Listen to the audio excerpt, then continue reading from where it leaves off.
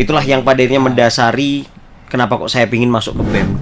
Bagaimana nih perjuangan dari Kak Abdurrahman sendiri untuk menjadi seorang presiden BEM yang berprestasi nih? Setting goal itu di apa ya, setinggi langit lah. Paling nggak kalau kita jatuh itu kita jatuhnya di antara bintang-bintang.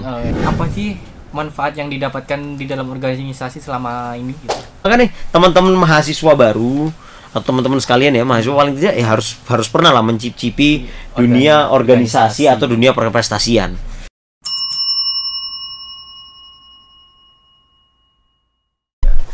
Halo Brawijayans, kembali lagi bersama aku Zaki dan juga rekanku aku Kalista di FYM Time.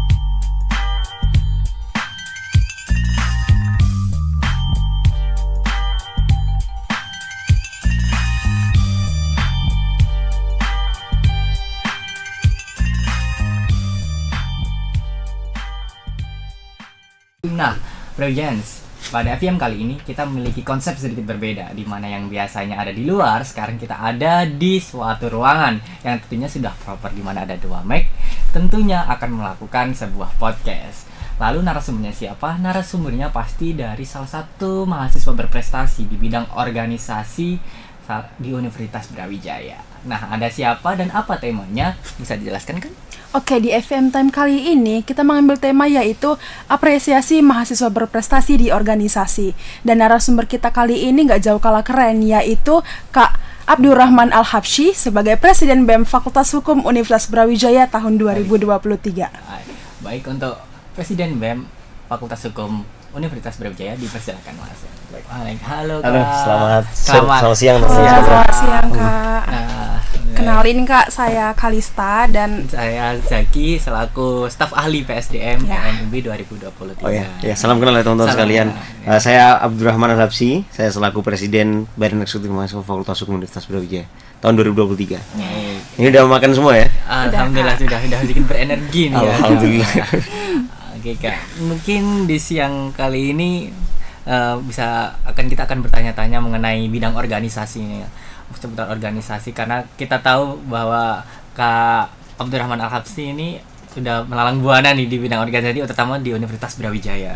Nah, mungkin bisa mulai. Oke Kak, kita mulai aja ya Kak. Kenapa nih Kak Abdurrahman itu tertarik terjun di dunia organisasi seperti itu? Ya, baik, untuk kenapa saya tertarik ya terjun di dunia organisasi, karena memang kita pandang, saya rasa ya, saya sejak awal di bangku SMA itu saya bukan merupakan siswa yang aktif untuk bergabung di dalam kegiatan kemahasiswaan. Saya kehidupannya ya cuman futsal, main ML, sama ya main-main lah intinya. Sehingga saya nggak punya pengalaman dan lain sebagainya. Oleh karena itu saat saya masuk perkuliahan, saya diberikan kesempatan ya masuk perkuliahan lewat SBM, sehingga saya pandang ini kesempatan yang vital bagi saya. Saya nggak mau main-main lagi untuk di kesempatan ini. Oleh karena itu saya maksimalkan, saya coba saya masuk ke dalam semua wadah berproses yang ada di Universitas Brawijaya untuk menunjang potensi saya sendiri, mulai dari bidang keprestasian dan juga bidang organisasi. Hingga sekarang saya akhirnya aktifnya di bidang organisasi, tapi saya juga masih bergerak juga sedikit-sedikit di bidang keprestasian. Jadi kurang lebih seperti itu kalau dari saya sendiri. Intinya saya memaksimalkan pada berproses yang ada. Jadi memaksimalkan semua kesempatan gitu ya. Semua kesempatan. Nah, terus dari sebanyak maksudnya itu sebuah organisasi nih, kan banyak kan di UB ini jenisnya. Nah, kenapa memilih di organisasi politik, terutama di BEM ini gitu? Kenapa pilih di BEM ya? Ya. Jadi pada awalnya sampai saya bisa menjawab atau menentukan pilihan saya untuk masuk di BEM itu melalui proses yang lumayan panjang gitu. Jadi pada saat saya masuk, pada saat saya mahasiswa baru itu saya bergabung di beberapa organisasi ya, sekitar 4 kalau nggak salah, sekitar 4 organisasi di luar fakultas ataupun di dalam fakultas ya. Salah satunya ialah kegiatan organisasi terkait dengan keprestasian, contohnya misalkan terkait dengan debat hukum dan juga riset. Saya juga gabung di BEM sama EM waktu staff. Hingga pada akhirnya setelah saya berproses di beberapa organisasi ini dan juga saya menjalani wadah berproses lainnya, saya juga aktif di bidang lomba prestasi akademik ya, lomba karya tulis dan juga debat hukum. Dari wadah-wadah yang telah saya pilih ini, akhirnya saya menentukan pilihan, saya lebih cocok nih kelihatannya di BEM Fakultas Hukum Universitas Brawijaya. Nah, itulah yang pada akhirnya mendasari kenapa kok saya ingin masuk ke BEM. Dan juga selain itu ya, itu memang alasan internal saya. Untuk alasan eksternalnya karena memang saya ingin menggagas sesuatu. Saya ingin menerapkan gagasan saya gitu kan di Fakultas Hukum Universitas Brawijaya. Kenapa kok saya punya gagasan? Karena sebelum saya di BEM RDM FHUP, saya juga sempat berpengalaman di DPM Fakultas Hukum Universitas Brawijaya. Kebetulan saya masuk di bidang pengawasan. Otomatis kan saya pengawasannya ke BEM kan, pengawasan kepada lembaga eksekutif. Yang dalam pengawasan itu saya pandang ada beberapa poin-poin yang bisa dievaluasi, poin-poin permasalahan yang solusinya itu dapat dituangkan melalui rencana strategis di tahun kepengurusan 2023. Itulah yang menjadi salah satu alasan. Saya ingin memberikan dampak positif lah di bidang pengabdian, pengembangan, pelayanan dan juga bidang pergerakan. Kurang lebih seperti itu kalau dari saya. Oke, berarti untuk menjadi seperti yang kita tahu ya, untuk menjadi seorang presiden BEM itu tidaklah mudah ya. Bagaimana nih perjuangan dari Kak Abdurrahman sendiri untuk menjadi seorang presiden BEM yang berprestasi nih? Mungkin dari beberapa tahapan-tahapan itu ada suatu kendala juga bisa diceritakan. Iya Kak. Perjalanan ya, perjalanannya lumayan sih, ya lumayan ini yang berasa ya mereka. Enggak, tapi kita pandang sejak awal kita aktif di bidang kemahasiswaan. Intinya untuk perjalanan saya yang penting saya perlu membangun diri saya. Saya merupakan orang yang layak untuk mengisi amanah ini kan, amanah sebagai presiden BEM ini kan. Saya mulai dari memastikan terkait dengan kemampuan saya sendiri. Kemampuan saya sendiri, pengetahuan saya di bidang akademik dan lain sebagainya. Yang selanjutnya kemampuan ini dan juga salah satunya ialah melalui jalan keprestasian ya, karena jujur keprestasian ini juga sangat menunjang saya dalam menganalisa suatu permasalahan dan menuangkan solusinya dalam suatu gagasan strategis. Itu saya rasakan sekali gitu kan. Karena saya rasa di bidang keprestasian ini terutama akademik ya, saya dipaksa untuk berpikir secara kritis untuk menyelesaikan suatu permasalahan, dan dari situ saya rasa ini sangat membantu. Saya mendapatkan banyak sekali kemampuan untuk melakukan identifikasi permasalahan dan menuangkannya ke dalam gagasan strategis itu melalui akademik dan juga prestasi. Nah, oleh karena itu saya pandang bahwa selain pengalaman saya di beberapa organisasi sebelum saya naik ke presiden, pengalaman di bidang akademik itu juga sangat menunjang. Gitu. Pembacaan isu, terus juga untuk menerapkan atau memunculkan suatu solusi itu saya rasa itu sangat perlu untuk ditunjang akademik. Nah, oleh karena itu kan kelas ini nggak boleh tinggal, wajib hadir terus itu kan. Ya kurang lebih kalau semisal untuk perjalanan ya kurang lebih seperti itu. Jadi kalau semisalkan awal saya aktif di staff ya, zaman-zaman masih maba, saya aktif di staff, saya juga aktif di perlombaan. Terus semakin semester semakin naik ya, saya aktif kemarin jadi badan pengurus harian di DPM FHUB. Setelah itu saya juga tetap aktif di bidang keprestasian. Nah, baru di tahun ketiga ini akhirnya saya mencalonkan diri sebagai presiden Badan Eksekutif Mahasiswa. Jadi kurang lebih perjalannya seperti itu untuk tahap pengalaman organisasi. Kurang lebih betul. Oke, tadi kan kakaknya bilang kalau misalnya aktif di organisasi, aktif di prestasi dan juga aktif di akademik. Bagaimana nih time management dari Kak Abdurrahman sendiri seperti itu? Bagaimana time management ya? Kan sebanyak itu kan, sebanyak tadi kayak kan kita nggak mungkin hanya fokus ke semua kan, sesuatu yang mustahil gitu, tapi pengaturannya mungkin porsinya berapa persen itu berapa persen. Saya mungkin orangnya yang penting ya saat kita mau fokus ketiga-tiganya, konsekuensi logisnya ialah kita mengurangi waktu bermain, kita mengurangi waktu istirahat. Itu pasti, apalagi waktu saya di awal-awal ya, waktu saya memang di awal-awal capek-capeknya itu di semester 2, 3, 4 itulah. Itu sampai kesulitan bernafas. Ya maksudnya bukan kesulitan bernafas, maksudnya terlalu banyak organisasi, terlalu banyak kegiatan. Hingga akhirnya kadang ini kegiatan organisasi ini udah selesai, mau istirahat, oh ternyata masih ada tugas kuliah, nah, gitu kan. Cuman kalau saya sendiri ya lihat ya, sebenarnya kalau dijalankan itu nggak seberat itu, maksudnya tidak mungkin itu. Everything is possible kan, asal kita ada keinginan gitu. Bahkan kalau saya lihat itu semua berkorelasi.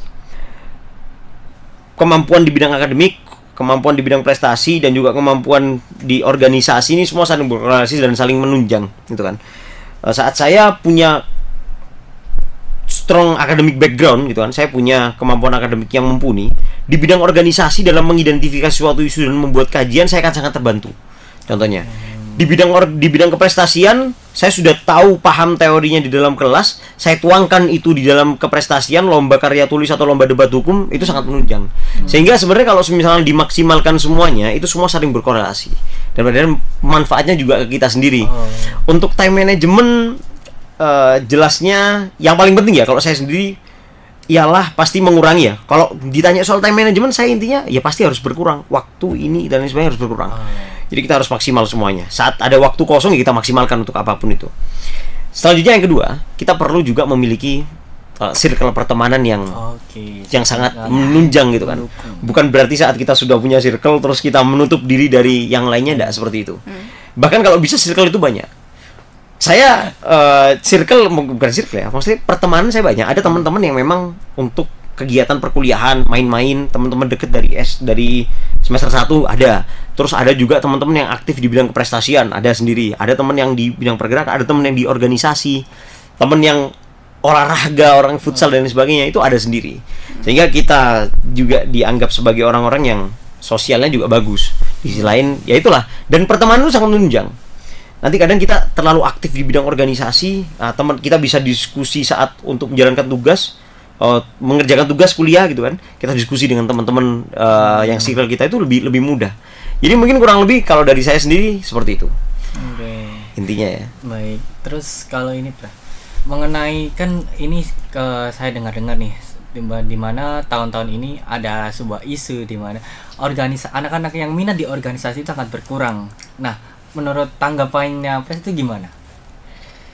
Memang mungkin untuk terkait dengan isu terkait dengan pengurangan minat organisasi mahasiswa ini sudah sampai memang ke telinga saya.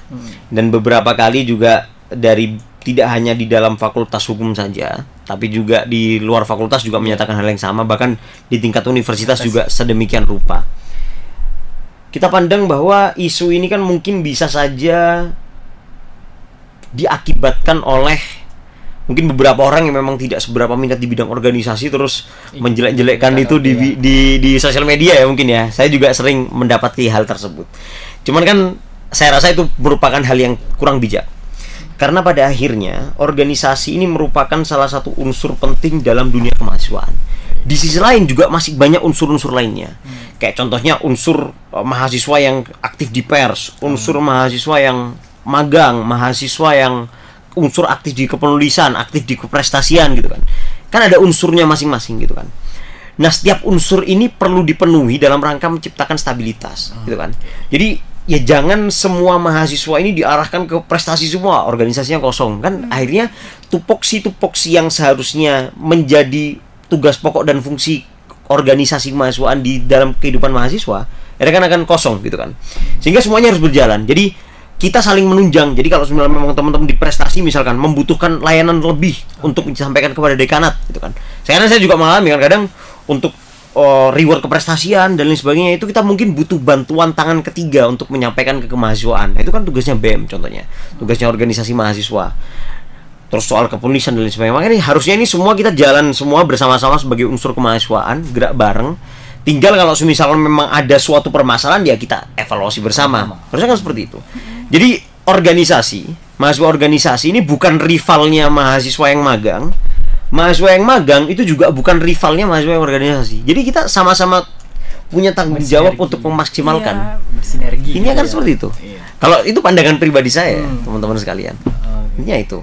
Oke, baik. Kalau menurut itu berarti harusnya tuh kita semua tuh adil gitu ya. Sesuai, bukan artian sama rata, tapi sesuai porsi yang ada gitu ya. Sesuai porsi yang ada harusnya. bukan? Biar tidak terjadi sebuah ketimpangan di mana yang satu lebih unggul ataupun yang satu lebih rendah dan sebagainya. Tapi harus mereka sama-sama membantu itu untuk mewujudkan suatu tujuan. Nah ya, kalau menurut kakaknya gimana? Bener gak kira-kira? Kalau setuju sih sama apa yang dikatakan sama Kak Abdu tadi, katanya kalau misalnya itu semua itu emang sama. Jadi kita tinggal menjalankan tugas-tugas yang apa yang telah kita duduki seperti itu. Tidak ada perbedaan antara mahasiswa yang berorganisasi atau mahasiswa yang magang. Jadi semuanya itu punya porsi masing-masing seperti itu, Pas. Sebelumnya itu pernah nggak ini Kak Abdu menyangka gitu bakal menjadi presiden BEM FHUV nih? Pernah menyangka ya? Iya. Sebenarnya memang untuk sangkaan itu kan ya, kalau kita bicara soal yang kita inginkan dan sebagainya, saya jujur kalau misalkan pada awal masuk ya mungkin nggak berpikir sejauh itu ya.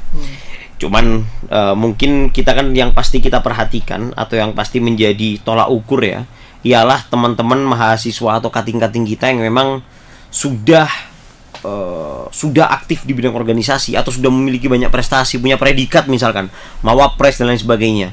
Itulah yang kadang yang saya jadikan istilahnya acuan. Paling nggak saya harus bisa seperti ini atau nggak lebih baik. Itu kan saya seperti itu. Waktu saat saya PK2 maba kan saya dipastikan yang teman-teman yang mahasiswa yang ini kan jadi ini kan jadi salah satu yang memang diekspos ya, terekspos sendiri kan. Misalkan ada yang mahasiswa berprestasi, terus ada juga yang jadi presiden BEM, ada juga yang jadi ketua-ketua di lembaga-lembaganya. Itu yang saya pandang. Makanya pada saat itu saya sudah sempat set goal gitu kan. Jadi paling nggak saya harus bisa memaksimalkan di semua bidang. Jadi saya aktif di bidang keprestasian, saya aktif juga di bidang organisasi. Karena yang saya tekankan ya di saya itu, kita perlu untuk setting goal kita itu setinggi mungkin, gitu kan. Paling nggak kalau misalnya kita jatuh ya, kita setting goal itu di setinggi langit lah. Paling nggak kalau kita jatuh itu kita jatuhnya di antara bintang-bintang, kan gitu kan. Sehingga kita effortnya seperti itu. Intinya kan kurang lebih seperti itu kalau dari saya sendiri ya. Hingga saya setting goal pada saat itu saya harus bisa di keprestasian, saya harus bisa di organisasi, saya juga harus bisa maintain nilai IPK. Dan alhamdulillah insya Allah so far so good terkait dengan itu. Tinggal saya perlu tingkatkan aja.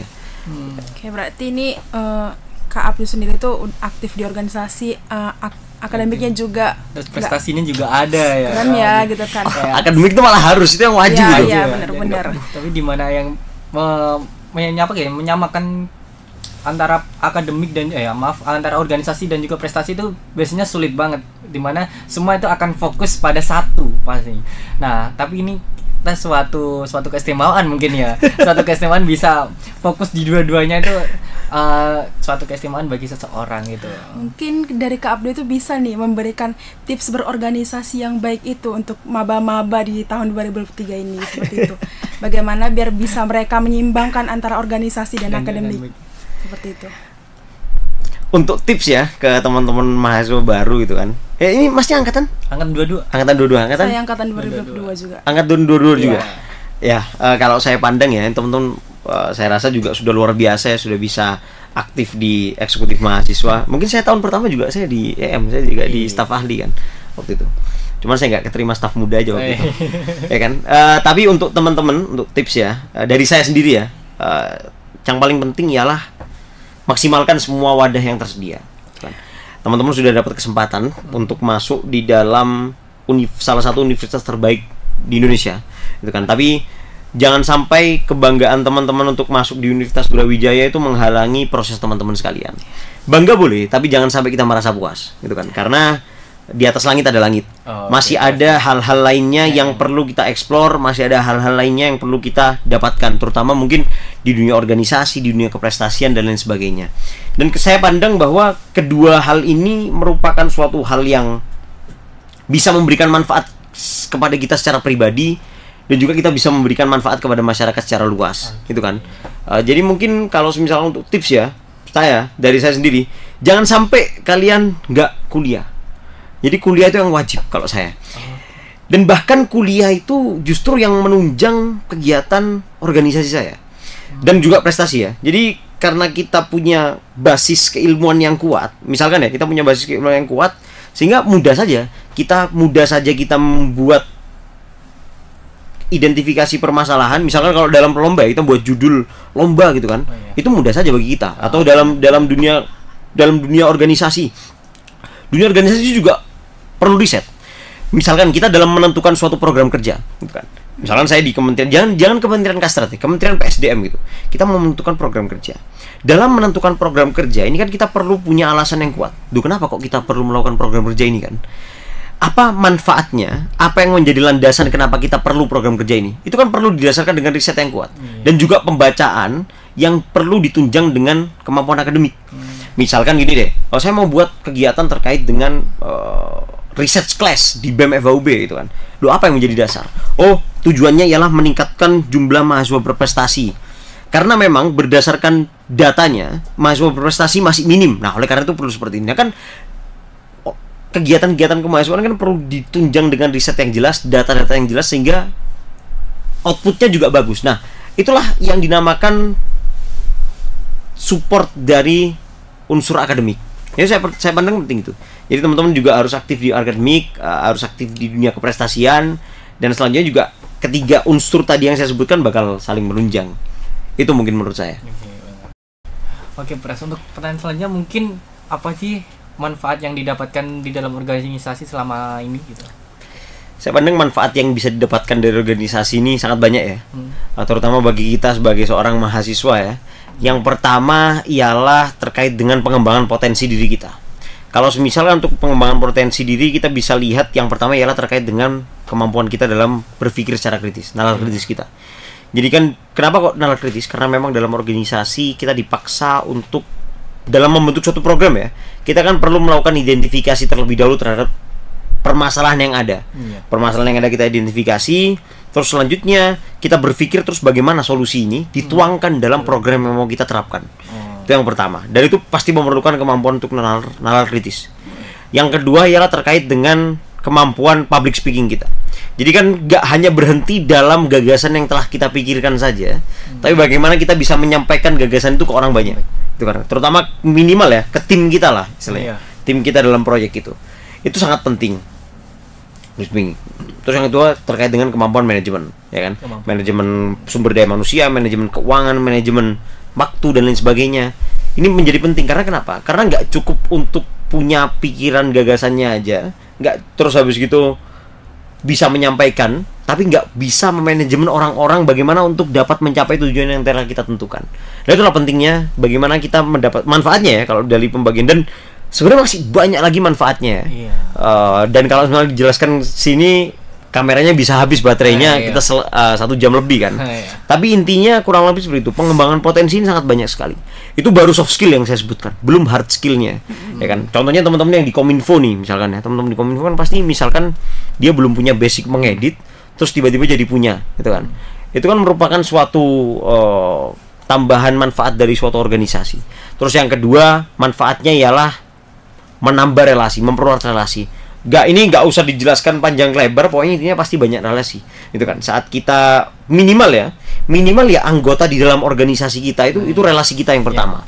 Belum lagi nanti relasi dari alumni organisasi tersebut. Terus nanti belum lagi nanti pemateri atau tamu-tamu yang diundang atas nama organisasi itu tadi. Itu sangat luas sekali. Bahkan teman saya ada yang bilang teman saya ada yang bilang gini, saya ini nggak pernah magang. Gitu kan. Saya ini nggak pernah magang. Cuman saya itu mampu untuk menghubungi atau tahu jalan masuknya dari pusat sampai lurah. Jadi maksudnya kemampuan dia berarti punya relasi yang sangat bagus. Meskipun dia belum pernah magang, belum pernah hal yang lain karena organisasi, dia tahu untuk caranya mencapai hal tersebut karena relasinya ada. Gitu kan. Itu merupakan suatu keuntungan sekali bagi organisasi. Terus yang kedua, jujur saja ya, saya katakan organisasi ini dapat menunjang akademik dan prestasi saya. Karena jujur aja, organisasi ini menurut saya sangat berperan untuk menjadikan saya sebagai mahasiswa berprestasi, mawapres muda di Fakultas Hukum ya di tahun lalu. Karena memang kemampuan saya untuk membaca suatu isu itu diawali dengan organisasi. Jadi saya organisasi, saya dipaksa untuk membaca isu dan saya mampu untuk hal tersebut. Nah, oleh karena itulah yang pada akhirnya saya terapkan dalam lomba, saya terapkan dalam akademik dan lain sebagainya, dan itu sangat menunjang. Dalam kegiatan berorganisasi ya. Sehingga kalau misalnya dikatakan banyak sekali manfaat dari organisasi. Oleh karena itu saya rasa makanya teman-teman mahasiswa baru atau teman-teman sekalian ya, mahasiswa paling tidak ya harus pernah lah mencicipi dunia organisasi atau dunia perprestasian. Itu kalau misalnya dari saya. Oke, setelah kita berbincang-bincang banyak nih ya Kak Abdu bisa dong kasih kesan dan pesan nih untuk para maba ataupun terkhusus ke staf magang EMUB seperti itu. Kesan selama menjadi presiden dan juga pesan untuk staf magangnya nanti. Kesan selama menjadi presiden. Masih belum ini ya, sebenarnya kesan ini masih belum penuh karena masa jabatan belum selesai. Gitu kan. Cuman ya kalau misalnya saya katakan kesan jadi teman-teman yang memang aktif di bidang organisasi, presiden dan lain sebagainya, saya rasa ini sangat menantang, gitu kan. Di awal kita punya keberanian untuk mendaftarkan diri kita sebagai bagian dari organisasi. Kita punya komitmen, kita punya keberanian, gitu kan. Karena tanpa ada komitmen, tanpa ada keberanian, kita nggak akan mulai. Tapi yang paling diuji dalam organisasi adalah konsistensi, gitu kan. Dengan tanpa komitmen kita nggak akan mulai, tapi tanpa konsistensi kita nggak akan mengakhiri itu, kita nggak akan menyelesaikannya. Jadi kesan yang utama ialah konsistensi dalam suatu organisasi ini sangat diasah sekali. Pasti teman-teman di organisasi ya, entah itu mau yang presiden, mau yang EM, pasti banyak mengalami permasalahan. Cuman kan yang membedakan kualitas seseorang ialah bagaimana kita dalam mengatasi permasalahan tersebut, gitu kan. Itu sangat menantang. Dan pastinya mungkin teman-teman punya ketakutan ya untuk gabung organisasi, nggak ada masalah. Janganlah takut. Karena memang kadang the cave that you fear to enter holds the treasure you seek, gitu kan. Intinya. Jadi ini secara harfiahnya ya mungkin ya. Goa yang kamu takut untuk masuki itu menyimpan harta karun yang kamu cari, gitu kan. Jadi ya udah, ini takut di organisasi, pasti kalian akan menemukan harta karun. Iya, kalian akan menemukan manfaatnya di hal apapun ya, di keprestasian, di organisasi dan lain sebagainya. Karena memang organisasi berat, cuman ya kita jalani, kita nikmati, kita manfaatkan, kita ambil semua yang baik-baik, kita pelajari semua yang buruk. Jadi intinya seperti itu untuk kesan ya. Untuk pesan kepada teman-teman sekalian, saya rasa teman-teman harus mencobalah di bidang organisasi, teman-teman harus mencoba juga di bidang keprestasian, teman-teman juga harus mencoba semua bidang yang tersedia di Universitas Brawijaya. Karena tadi yang saya katakan di awal bahwa teman-teman boleh saja bangga masuk di kampus yang besar, cuman teman-teman juga harus punya kontribusi untuk membesarkan nama kampus. Dan saya rasa itulah, dengan berperan aktif di bidang organisasi, berperan aktif di bidang prestasi atau di bidang kepenulisan dan lain sebagainya, itu kan tujuannya juga untuk meningkatkan kemampuan kita, juga memberikan dampak yang positif kepada kampus. Jadi mungkin kurang lebih itu dari saya sendiri ya. Baik, mungkin itu pertanyaan terakhir dari kita ya. Kita sangat mengapresiasi, terima kasih sebanyak-banyaknya telah datang menyampaikan hadir pada siang hari ini di FBM ini, di podcast FBM. Setelah ini mungkin Pres boleh mengambil waktu bebas untuk mungkin makan atau sebagainya. Saya juga ucapkan terima kasih banyak atas kepercayaan teman-teman sekalian. Semoga teman-teman semangat ya Mas Ian ya di EM dan juga aktif di langkah-langkah selanjutnya, karena ya saya setelah ini selesai gitu kan, teman-teman kan masih panjang waktunya gitu. Jadi mungkin itu aja dari saya, terima kasih banyak. Terima kasih kembali ya, semangat teman-teman sekalian, monggo. Assalamualaikum. Waalaikumsalam. Oke, mungkin itu saja yang dapat disampaikan oleh Pres BEM FH Universitas Brawijaya, di mana yang disampaikan cukup banyak ya tentunya. Semoga apa yang telah disampaikan nanti bermanfaat bagi teman-teman FYM seperti itu. Dan untuk selanjutnya saksikan terus FBM episode selanjutnya. Happy watching all.